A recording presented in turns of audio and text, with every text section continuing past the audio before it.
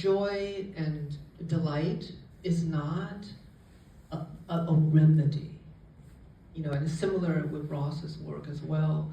And I think that's the danger of often how it's misconstrued. It's like, okay, the country has abused and destroyed these communities, but oh look, they're still dancing, and that somehow ameliorates, right, all the violences. And Ahmed says, feeling better is not a sign that justice has been done, and nor should it be reified as the goal of political struggle. But feeling better does still matter, as it is about learning to live with the injuries that threaten to make life impossible. The projects of reconciliation and reparation are not about the nation recovering. They are about whether those who are the victims of injustice can find a way of living in the nation that feels better through the process of speaking about the past and through exposing the wounds that get concealed by the truths of a certain history.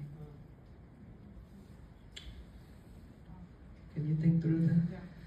Well, I have a quote for your quote in a second. We'll quote each other. I love that you brought up Roskay because instantly you brought up joy. I was actually just talking to my students about this today. I think people really misread Roskay. I think he's just this happy-go-lucky gratitude dude. I'm sure that's part of it. But Roskay has said you cannot have adult joy without profound sorrow.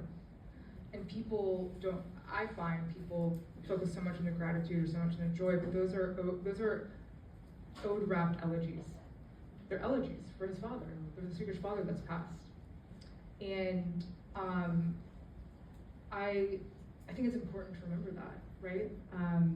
And the elegy wants to bring the beloved back from the dead. And that is what's being wrestled with in that work. When you're reading that quote, and I was thinking about joy, because joy was a conceit for this book, and one thing that propelled me, Ahmad Jamal Johnson, when I had my fellowship year at UW-Madison, Wisconsin, he shared this quote for me with Ralph Ellison, which is really the undercurrent of this whole collection. The blues is an impulse to keep the painful details and episodes of a brutal experience alive in one's aching consciousness, to finger its jagged grain, and to transcend it, not by consolation of philosophy, but by squeezing from it a near tragic, near comic lyricism. As a form, the blues is an autobiographical chronicle of personal catastrophe expressed lyrically.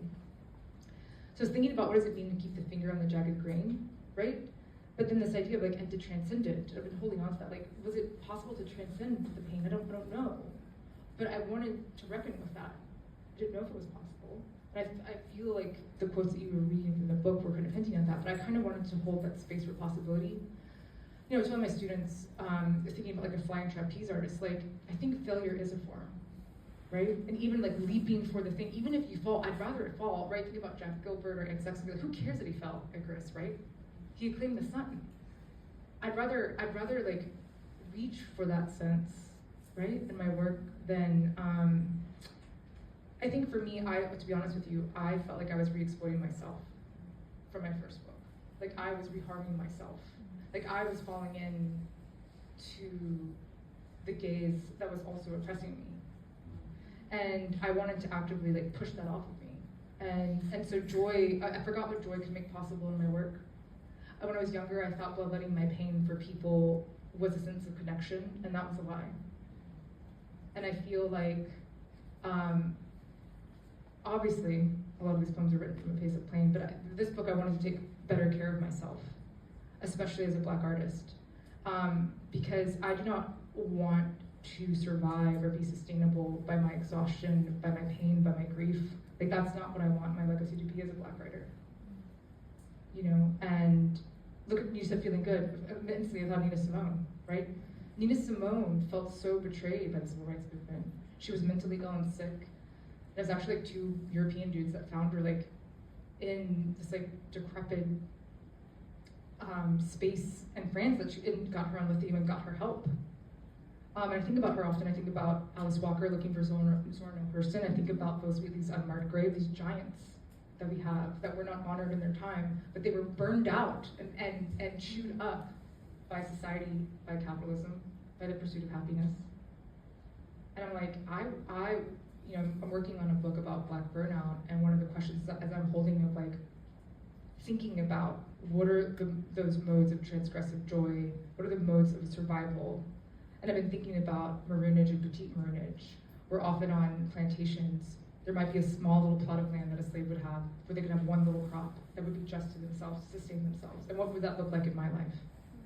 Or on Sundays when they could braid each other's hair, or when they could worship together. What does that look like in my life? And so I've been holding on to those ideas of, within oppressive systems, what are the ways that people survived and took care of each other? Because I want tenderness, I want health for myself. I don't want us to get burned out by the system. Like, I want you to be healthy and strong and be here forever. Well, we're against forever, just for a long time. For a long time. Wow. You said failure as a form. Now, underneath that, I'm also hearing another form, which is ultimately very antithetical to capitalism and ideas of progress, which is rest. Rest is also a form, and I feel so actively rested reading your work, particularly this book. And Tiana Clark, all I want to say is thank you for writing. Thank you for being. Thank you for sustaining us. And thank you for everybody for sharing the evening with us. And thank you to our young, brilliant, brilliant poets. And congratulations to you again. I greet you at the beginning of an illustrious, wonderful career. Thank you.